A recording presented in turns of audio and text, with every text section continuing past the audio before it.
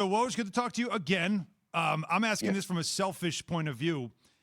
What's the latest on Lonzo Ball and possible destinations for him?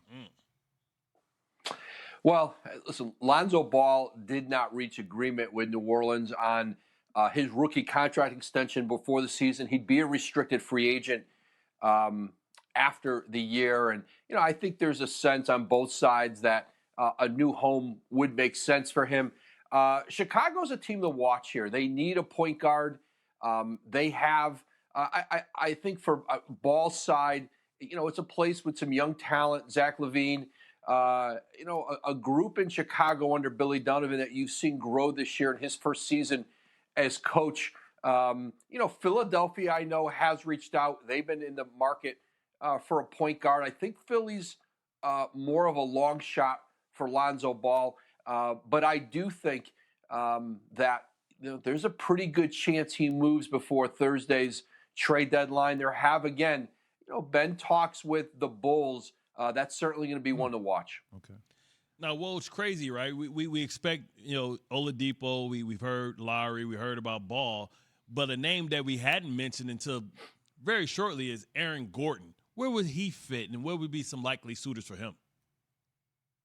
Yeah, Orlando's had talks really all over the league for Aaron Gordon. In the last few days, certainly, the Boston Celtics, the Denver Nuggets, there had been some conversations with Houston, and I think it's even more wide open than that. I think they're going to keep taking offers in Orlando right up until Thursday's trade deadline. So he has expressed frustration. They've had a lot of injuries in Orlando. I think he's been maximized under their coach, Steve Clifford, but you've seen Markelle Fultz lost for the year, Jonathan Isaacs lost for the year, two of their very best players with the Magic. This could possibly be, his final days in Orlando. But listen, they've kind of taken with some of this core team in Orlando, gone up to the deadline before, had a lot of talks with guys and held on to players. But I think there's traction now for Gordon to find a new home.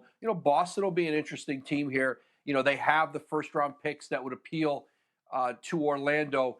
And I think trying to get 2 first-round picks for Gordon has been a priority for this front office. Woj, I'm a huge Lakers fan, so forgive me for leading with my fandom. But with regard to the LeBron James injury, Frank Vogel earlier this week said that was going to impact what they did at the trade deadline. How active do you expect my Lake Show to be at the deadline, and who would be some of the prospective targets that they would go after? Well, they've been real active. It's a question, I think, for the Lakers of whether they get some things done here before Thursday's trade deadline or go into the buyout market. And obviously in the buyout market, if you have the roster spots available, players who become free agents because typically they don't get traded at the trade deadline, it's a way to improve your team without losing anything.